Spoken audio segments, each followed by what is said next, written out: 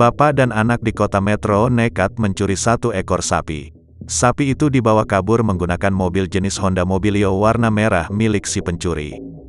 Kasat Reskrim Polres Kota Metro, AKP Firmansyah membenarkan adanya pencurian dengan menggunakan mobil. Dua orang pelaku pencurian adalah bapak dan anak warga Kec Metro Timur berinisial SP dan ZD, 17. Sapi yang dicuri adalah milik Edi Susanto, warga Kelurahan Karangrejo, Kec Metro Utara. Upaya kabur itu berhasil digagalkan di Dusun Tulung Agung, Kec Pekalongan setelah masuk ke selokan yang ada di tepi jalan.